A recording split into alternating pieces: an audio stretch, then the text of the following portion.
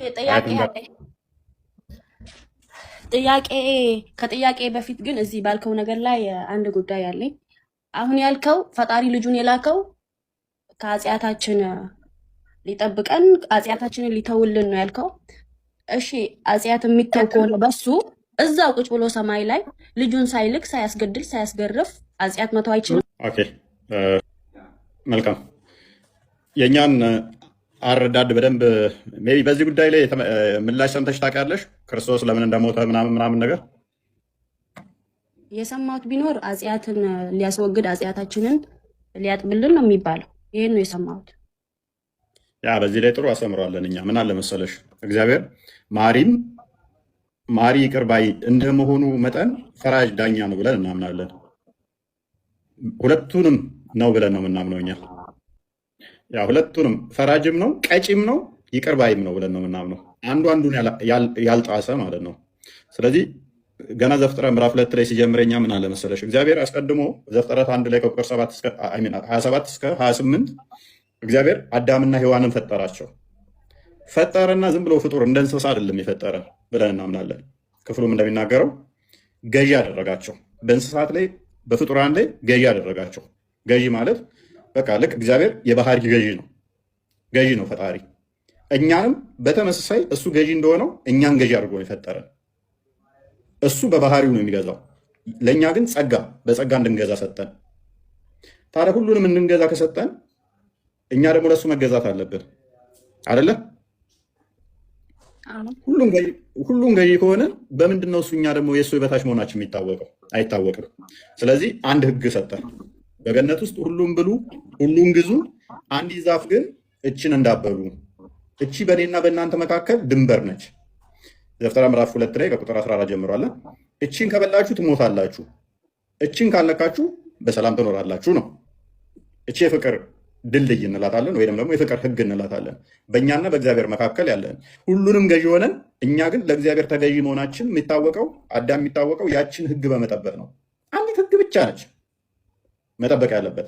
ነገር ግን ዘፍጥረት ምዕራፍ 3 ላይ ሰይጣን በተንኮሉ በእባብ ልብ አድሮ ወደ ሔዋን ሄደ። በእውኑ እግዚአብሔር በገነት ካለው ዛፍ እንዳበሉ ከልክሏችኋልን አላት። እንበላለን ከገነት ካሉ ዛፎች፣ ነገር ግን ያንን ዛፍ እንዳንቀርብም እንዳንነካውም እንዳንበላውም ከለከለን፣ እሱን ከበላችሁ ትሞታላችሁ አለ እግዚአብሔር አለችው።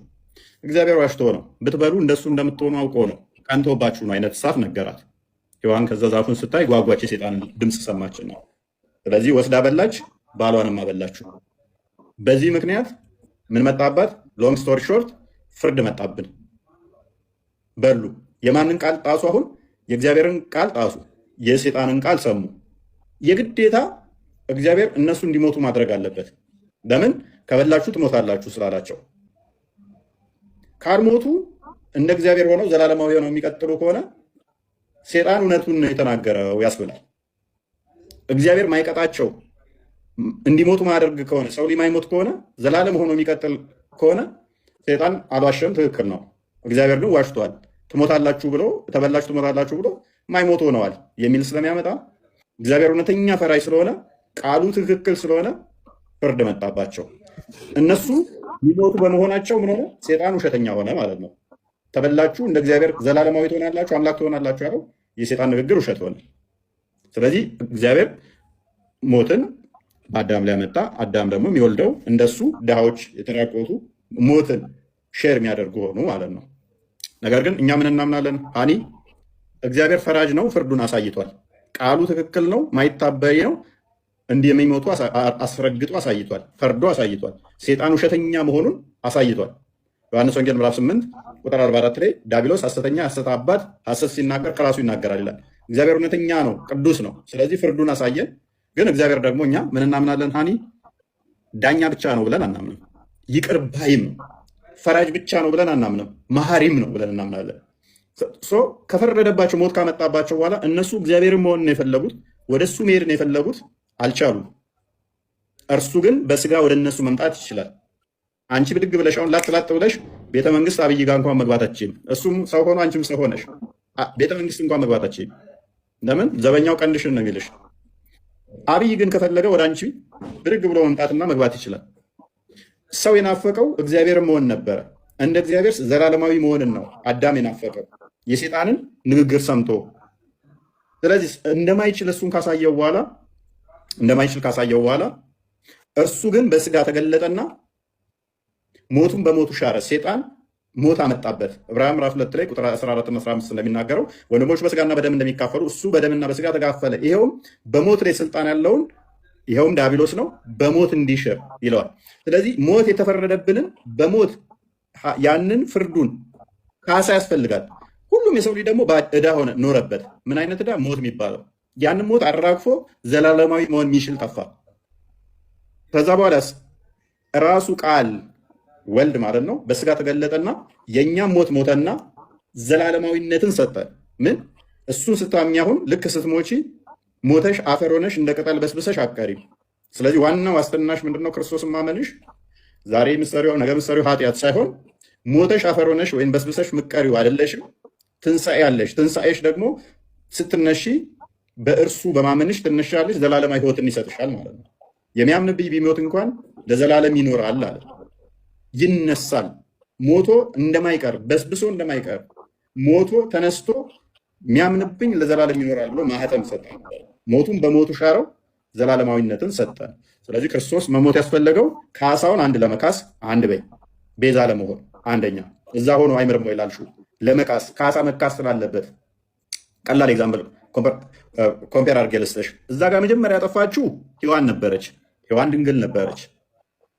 የመጀመሪያ የሰይጣንን ቃል የሰማችው ሔዋን ነች። እዚህ ጋር ደግሞ ክርስቶስ በስጋ እንዲወለድ የመጀመሪያ ቃል የሰማችው ዳግማዊቱ ሔዋን ማርያም ነች። ቅድስት ድንግል ማርያም ዮሐን ዘፍጥረት ምዕራፍ 3 ላይ ከቁጥር 1 እስከ 4 አካባቢ የመጀመሪያ የሰይጣንን ቃል የሰማችው ሔዋን ነች፣ ድንግል የነበረችው። ሉቃስ ወንጌል ምዕራፍ 1 ላይ ከቁጥር 26 ጀምሮ የመጀመሪያ የእግዚአብሔርን ቃል ያንን በስጋ እንደሚወለድ የሰማችው ማን ትሆናለች? ማርያም ትሆናለች። ያቺ ድንግል ነች፣ እችም ድንግል ነች።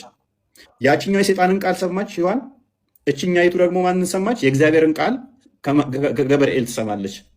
በሴት እዛ ጋር ሰው እንዳይወቀስ ካሳው በተመሳሳይ መምጣት ስላለበት ድህነቱ ደግሞ በማን ይመጣል? በሴት ምክንያት ወደቅን እንዳይል ድህነታችን የመጣው በሴት ምክንያት ነውና ሔዋንን እንዲያመሰግን ካሳው በተመሳሳይ ይመጣል ማለት ነው። ያችኛይቱ ሔዋን ዕፀ በለስን በላችና ለሌሎቹ አበላች። እችኛይቱ ሔዋን በጆሮ የሰማችው ያ ቃል ስጋ ይሆናል ከአንቺ የሚወለደው እሱ ቅዱስ የእግዚአብሔር ልጅ ይባላል የተባለችው በማኅፀኗ ያደረው ቅዱሱ የእግዚአብሔር ልጅ እርሱ ከሰማይ የወረድኩ ሕያው እንጀራ ነኝ፣ እኔን የሚበላ የሚጠጣ ስጋዬን የሚበላ ደሜን የሚጠጣ የዘላለም ሕይወት አለው ያለው፣ እኔ የወይን ግንድ ነኝ ያለው እርሱ የዘላለም ሕይወት የሚሆን ለነፍሳችሁ እንጀራ ነኝ ያለው ክርስቶስ ለመጀመሪያ የተወለደው ከእርሷ ይሆናል። ያቺ በመብል ምንን አመጣች? ሞትን አመጣች። ክርስቶስ በተመሳሳይ ማቴዎስ ወንጌል ምዕራፍ 26 ከቁጥር 26 እስከ 29 ሲበሉ ህብስቱን አነሳ፣ ይሄ ስለ እናንተ የሚቆረስ ስጋዬ ነው። ጽዋውን አነሳ፣ ይሄ ስለ እናንተ የሚፈስ ደሜ ነው። የአዲስ ኪዳን ቃል ኪዳን፣ ይሄንን ብሉ፣ ይሄን የሚበላ የሚጠጣ ዘላለም ሕይወት አለው ይላል። ያኛው ሔዋን በመብል ሞት መጣባት። እዚህ ጋር ክርስቶስ ይመጣና በመብል ሕይወትን ይሰጠናል ማለት ነው። ሕይወትን ይሰጠናል። በደንብ አስተውይ። ስለዚህ እዛ ጋር በአዳም ምክንያት ሞት መጣብን። አዳም አንተ አፈር ነህና ወደ አፈር ትገባለህ ተብሎ አዳም ላይ እርግማኑ መጣ አይደለ? ሞቱ እሱ ላይ ተጣብቆበት እንደ ሴጣን የተረገመ ሆኖ እንዳይቀር አፈር ነህና ወደ አፈር ትገባለህ ብሎት እርግማኑን ወደ መሬት አደረገለት። እርግማኑ ላዩ ላይ አዳም ላይ ተጣብቆ ቁራኛ ሆኖት እንዳይቀር ምን ሆነ? አፈር ነው። ወደ አፈር ይመለስና አፈሩን አራግፎ በዳግም እንዲነሳ ሞት በአዳም በኩል ቢገባም ሕይወት ደግሞ በማን ሆነ? በዳግማዊ አዳም ከዛ ከቅድስት ድንግል የተገኘው እርሱ የእኛን ባህሪ ያደረገ በስጋ የተገለጠው እሱ ስጋን ለብሶ ስጋን ተዋህዶ የተገለጠው በእርሱ ደግሞ ምን እናገኘ? ሞቱ በሞት ተሻረና አዳም የመጣው ሞት በሞት ተሻረ፣ ሕይወትን ሰጠን። እኔ ምንድን ነኝ ይላል? እውነት ሕይወት መንገድ ነኝ አለ። እኔ እውነት መንገድ ሕይወት ነኝ አለ። ዮሐንስ ወንጌል ምዕራፍ 14 ቁጥር 6 ላይ እንዲሁም አንደኛ ቆሮንቶስ ምዕራፍ 15 ከቁጥር 20 ጀምሮ ሞት በአንድ ሰው በኩል በአዳም ገባ፣ ትንሣኤ ሕይወት በክርስቶስ ይላል። ስለዚህ ንጽጽሩ በተመሳሳይ መምጣት አለበት። የመጀመሪያው ስለዚህ ክርስቶስ በስጋ መገለጡ ለምንድን ነው? ቤዛ ለመሆን። ይሄ ከብዙ በትንሹ ንጽጽሩ ነው። ብዙ ንጽጽሮች አሉት። ሁለተኛ ክርስቶስ ለመጣው ለምንድን ነው? እሱ ምሳሌ ለመሆን፣ አርያ ለመሆን። አንደኛ ጢሞቴዎስ ምዕራፍ 2 ቁጥር 22 እስከ 24 እንደሚናገረው ሰዎች ኃጢአት ሰርተው ወይ ወንጀል ሰርተው በዛ በወንጀላቸው ቢቀጡና ቢታገሱ ብዙ ምንትን ላይል ይችላል። ግን ጥፋታቸውን ነው እየተቀበሉ ያሉት። ዝም በማለታቸው ሰማው እንትን ልትይ ትችያለሽ። ነገር ግን ምንም ጥፋት ሳያጠፉ መቀጣት እንዴት ያለ ነው? እሱ ብቻ አይደለም፣ ስለ ሌሎች ስለ አንቺ ጥፋት ደግሞ ለአንቺ ብሎ ዕዳ እየከፈለልሽ አንቺው ራስሽ ስቀጪው። ያ ማለት ምን ማለት ነው? በቀላሉ አንቺ ጥፋተኛ ሆነሽ እንኳን አጥፍተሽ አብይ መጥቶ ለምሳሌ አገረኛ ላድርገው፣ ፖለቲካ እንዳታደርጉት፣ እግርሽን ጎንበስ ብሎ ጫማሽን አውልቆ እግርሽን ቢያጥብ አጥፍተሽ እንኳን ምንድን ነው የሚሰማሽ? ለዚህ ነው ዮሐንስ ወንጌል ምዕራፍ 13 ላይ ከቁጥር 10 አካባቢ ጀምሮ እግራቸውን ያጥባል የደቀ መዛሙርቶቹን። ኖ አታጥበንም አሉ። ጌታችን ተው አሉት። ኖ እግራችሁን አጥባለሁ። አጠበ። ካጠበ በኋላ እኔ ጌታችሁ ስሆን መምህራችሁ ስሆን እንዲህ እግራችሁን ካጠብኩ እናንተ ደግሞ እርስ በርሳችሁ እንዲህ ተዳደርጉ ዘንድ ይገባችኋል፣ ምሳሌን ትቼላችኋለሁ አለ። ስለዚህ ምሳሌ ሊተውልን አንድም በስጋ ተገለጠ እርሱ ምሳሌ ሊተውልን።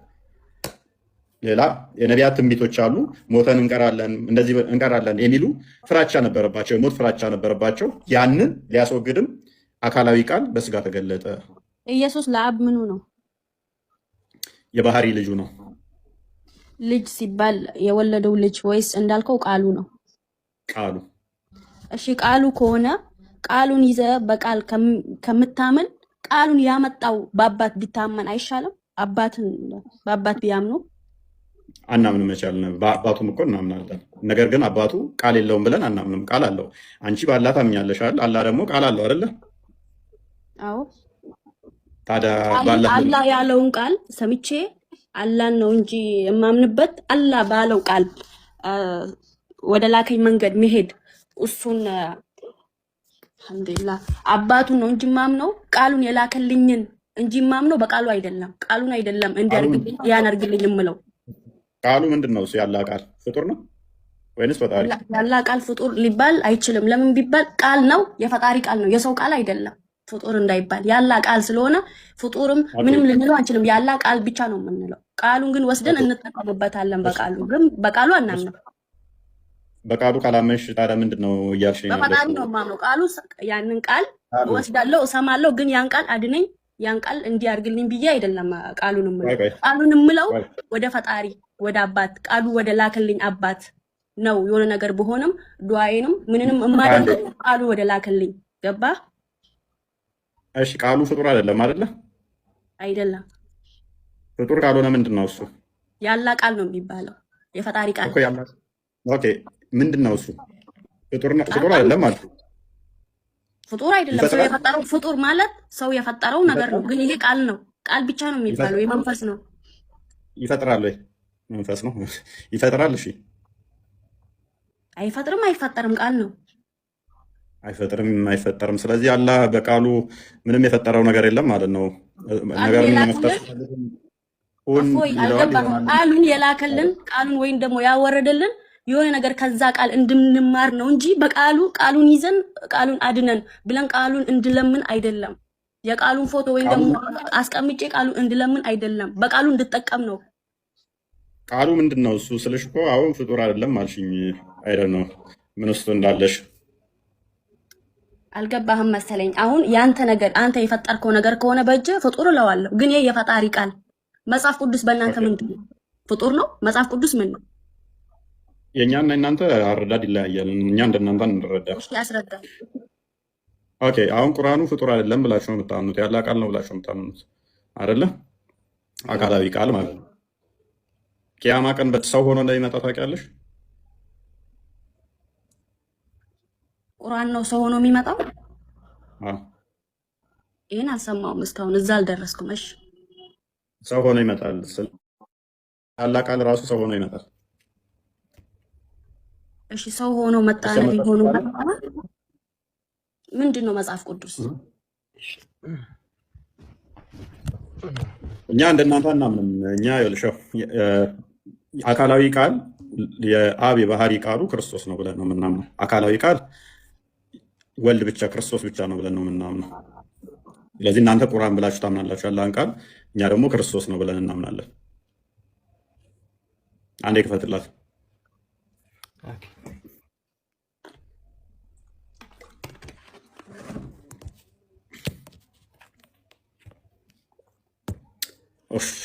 ኦኬ እንደዚህ ላለልሽ እሺ ኢብን መጃ ላይ 3781 ላይ the Quran will come on the day of resurrection like a pale man ቁርአን በቂያማ ቀን እንደገረጣ ሰው ሆኖ ይመጣል ይላል። ሰሂህ ነው And I will say ሰሂህ ነው ወይስ ደይፍ? ሐሰን ዳይፍ አይደለም። And will say ከዛም እንደዚህ ይላል I am the one that keeps you awake at night and made you thirsty during the day እያለ ይቀጥላል ይላል ሰው። ስለዚህ ሌሊት ያስጠማውሽ ያነቃውሽም እኔ ነኝ ብሎ ይልሻል። ይሄ ብቻ ሳይሆን በመቃብር ውስጥ መጥቶ የመጀመሪያ የሚያነጋግርሽ ቁርአን ነው።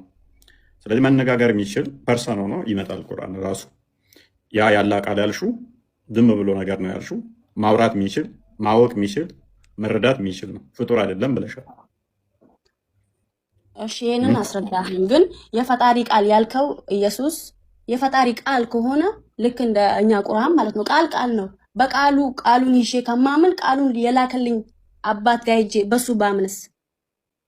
ቃሉን ሳታምኚ ቃሉን እኮ ወስደዋለሁ። ቃል እኮ የሚታመን ሰው የምትወስደው የምሰማው ወደ መንገድ የሚያሳይ ነው እንጂ ቃል የሆነ ሰው ሆኖ ወይም አካል ሆኖ ወይም ፈጣሪ ሆኖ የሚመጣ አይደለም ቃል። አሁን አንቺ እንዴት እየተረዳሽ እንደሆነ ታውቂያለሽ?